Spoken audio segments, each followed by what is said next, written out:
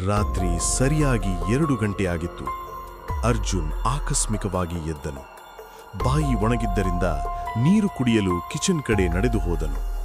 Light ಹಾಕದೆ kitchen ಒಳಗೆ ಹೋದ. ಚಂದ್ರನ ಬೆಳಕು ಕಿಟಕಿಯಿಂದ ಒಳಗೆ ಬೀಳುತ್ತಿತ್ತು. ಅದಾಗ ಅವನು ಏನೋ ಗಮನಿಸಿದ. ಸಿಂಕ್ ಹತ್ತಿರ ಯಾರೋ ನಿಂತಿದ್ದರು. ಕೆಂಪು ಸೀರೆ, ಬಿಚ್ಚಿದ ಕೂದಲು, ಅವನ ಕಡೆಗೆ ಬೆನ್ನು ತಿರುಗಿಸಿಕೊಂಡು ನಿಂತಿದ್ದಳು. ಅರ್ಜುನ್ ದೇಹ ನಡುಗತೊಡಗಿತು. ಅವನು ನಡುಗುವ ಧ್ವನಿಯಲ್ಲಿ ಹೇಳಿದ, ಕಾವ್ಯ. ಅವಳು ನಿಧಾನವಾಗಿ ತನ್ನ ಕುತ್ತಿಗೆಯನ್ನು ತಿರುಗಿಸಿದಳು. ಆ ಕ್ಷಣದಲ್ಲಿ ಅರ್ಜುನ್ ಹೃದಯ ನಿಂತಂತಾಯಿತು.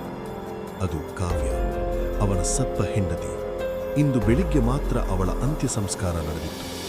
ಆ ಕ್ಷಣದಲ್ಲಿ ಅರ್ಜುನ್ಗೆ ಮೊದಲ ಬಾರಿಗೆ ಒಂದು ಸತ್ಯ ಅರ್ಥವಾಯಿತು. ಸಾವು ಅಂದ್ರೆ ಎಲ್ಲರೂ ಹೋಗಿಬಿಡ್ತಾರೆ ಅನ್ನೋದಲ್ಲ, ಕೆಲವರು ಹೋಗಲ್ಲ. ಮೋಹ ಅವರನ್ನು ಕಟ್ಟಿಬಿಡುತ್ತದೆ. ಮಲಯಗಿರಿ. ಮಲಯಗಿರಿ ಒಂದು ಚಿಕ್ಕ ಪರ್ವತ ಪಟ್ಟಣ. ಇಲ್ಲಿ ರಾತ್ರಿ ಬಂದ್ರೆ ಕಾಡಿನ ಪ್ರತಿಯೊಂದು ಶಬ್ದವೂ ಸ್ಪಷ್ಟವಾಗಿ ಕೇಳಿಸುತ್ತದೆ.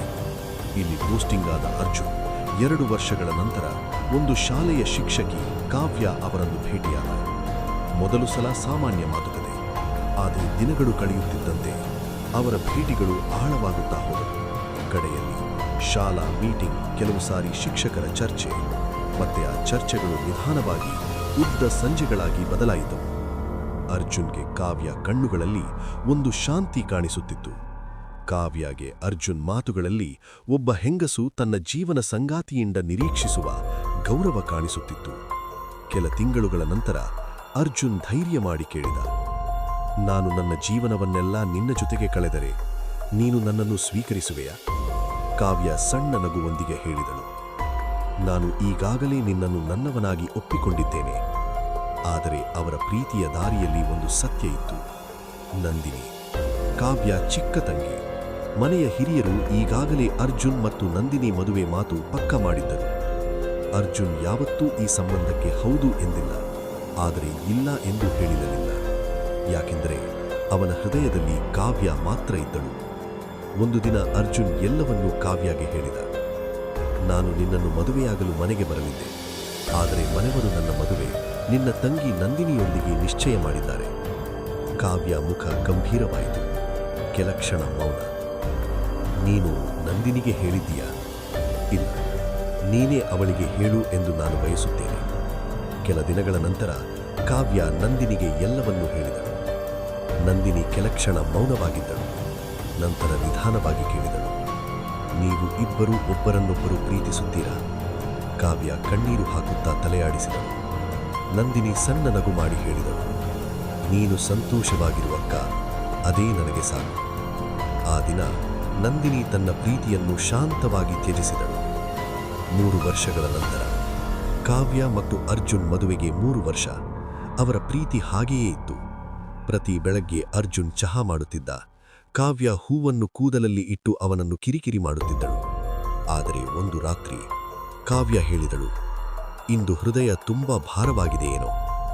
ಆಕಸ್ಮಿಕವಾಗಿ ಅವಳಿಗೆ ತೀವ್ರ ಎದೆನೋವು. ಆಸ್ಪತ್ರೆಗೆ ಕರೆದು ಹೋದರು. ಡಾಕ್ಟರ್ ತಲೆ ತಗ್ಗಿಸಿದರು. ಹೃದಯಾಘಾತ. ಆ ರಾತ್ರಿ ಅರ್ಜುನ್ ಜಗತ್ತು ಮುರಿದು ಬಿತ್ತು. ಮುಂದಿನ ದಿನ ಗ್ರಾಮದ ಶ್ಮಶಾನದಲ್ಲಿ ಕಾವ್ಯ ಅಂತ್ಯ ಸಂಸ್ಕಾರ ನಡೆಯಿತು. ಅರ್ಜುನ್ ಅಗ್ನಿ ಹಚ್ಚಿದ. ಆದರೆ ಅಲ್ಲಿ ವಿಚಿತ್ರ ಸಂಗತಿ ನಡೆಯಿತು. ಚಿತೆ ಹೊತ್ತಿ ಉರಿಯುತ್ತಿತ್ತು, ಆದರೆ ದೇಹ ಸಂಪೂರ್ಣ ಸುಡುವುದಿಲ್ಲ. ಜನರು ಗುಸುಗುಸು ಮಾಡಿದರು, ಈ ಆತ್ಮ ಹೋಗಲು ಇಷ್ಟಪಡುತ್ತಿಲ್ಲ. ಆ ರಾತ್ರಿ ಅರ್ಜುನ್ ಕಿಚನ್ಗೆ ನೀರು ಕುಡಿಯಲು ಹೋದ. ಕಿಟಕಿಯಿಂದ ಬರುವ ಚಂದ್ರ ಬೆಳಕಿನಲ್ಲಿ ಅವನು ನೋಡಿದ. ಕೆಂಪು ಸೀರೆ, ಬಿಚ್ಚಿದ ಕೂದಲು. ಅವಳು ನಿಂತಿದ್ದಳು. ಕಾವ್ಯ. ಅವಳು ಸಣ್ಣ ನಗು ಮಾಡಿದಳು, ಮತ್ತೆ ಅಂಧಕಾರದಲ್ಲಿ ಮಾಯವಾದಳು. ಅರ್ಜುನ್ಗೆ ಅರ್ಥವಾಯಿತು, ಕಾವ್ಯ ಹೋಗಿಲ್ಲ, ಅವಳು ಇನ್ನೂ ಇಲ್ಲಿದ್ದಳು. ಭಯಂಕರ ಸತ್ಯ.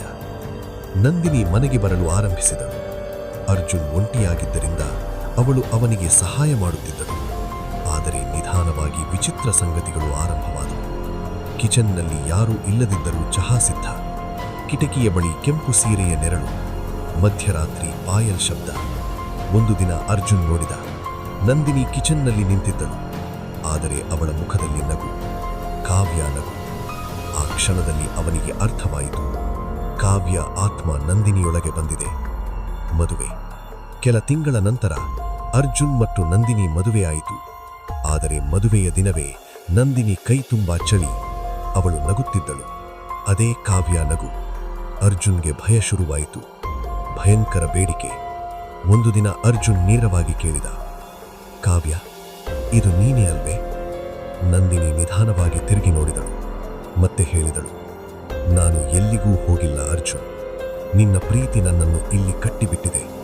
ಅವಳು ಹೇಳಿದಳು, ಈ ದೇಹ ಈಗ ನನ್ನದು, ನೀನು ಕೂಡ. ತಾಂತ್ರಿಕ. ಕೊನೆಗೆ ಅರ್ಜುನ್ ಒಬ್ಬ ತಾಂತ್ರಿಕನನ್ನು ಭೇಟಿಯಾದ, ಸ್ವಾಮಿ ರುದ್ರನಾಥ. ಅವರು ಹೇಳಿದರು, ಮೋಹದಲ್ಲಿ ಸಿಕ್ಕಿದ ಆತ್ಮ ಅತ್ಯಂತ ಅಪಾಯಕಾರಿ. ಅವರು ಅಮಾವಾಸ್ಯೆಯ ರಾತ್ರಿ ಒಂದು ಭಯಂಕರ ವಿಧಿ ನಡೆಸಿದರು.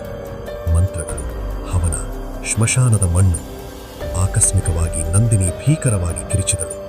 ಅವಳ ದೇಹದಿಂದ ಕಪ್ಪು ಹೊಗೆ ಹೊರಬಂತು. ಅದು ಬೆಂಕಿಯಲ್ಲಿ ಮಾಯವಾಯಿತು. ಕಾವ್ಯ ಆತ್ಮ ಮುಕ್ತವಾಯಿತು. ಆದರೆ ಕಥೆಯಲ್ಲಿ ಮುಗಿಯಲಿಲ್ಲ. ಸ್ವಾಮಿ ಹೋಗುವ ಮೊದಲು ಹೇಳಿದರು, ಮೋಹದಲ್ಲಿ ಸಿಕ್ಕಿದ ಆತ್ಮಗಳು ಸಂಪೂರ್ಣವಾಗಿ ನಾಶವಾಗುವುದಿಲ್ಲ. ಅವು ನಿದ್ರಿಸುತ್ತವೆ, ಸರಿಯಾದ ಸಮಯ ಕಾಯುತ್ತವೆ. ಅರ್ಜುನ್ ಕಿಟಕಿಯ ಹೊರಗೆ ನೋಡಿದ. ಗಲ್ಲಿಯಲ್ಲಿ ಗಾಳಿ ಬೀಸುತ್ತಿತ್ತು. ಆದರೆ ಅವನಿಗೆ ಇನ್ನೂ ಅನಿಸುತ್ತಿತ್ತು, ಯಾರೋ ನೋಡುತ್ತಿದ್ದಾರೆ. ಮುಂದೆ ಏನಾಯಿತು ಎಂದು ತಿಳಿಯಬೇಕೇ? ಕಮೆಂಟ್ ಮಾಡಿ, ಸಬ್ಸ್ಕ್ರೈಬ್ ಮಾಡಿ, ಹಾಗೆ ಬೆಲ್ ಬಟನ್ ಒತ್ತಿ. ಮುಂದಿನ ಕಥೆ ಎತ್ತಿಕೊಂಡು ಮತ್ತೆ ಬರುತ್ತೇನೆ. ಧನ್ಯವಾದ.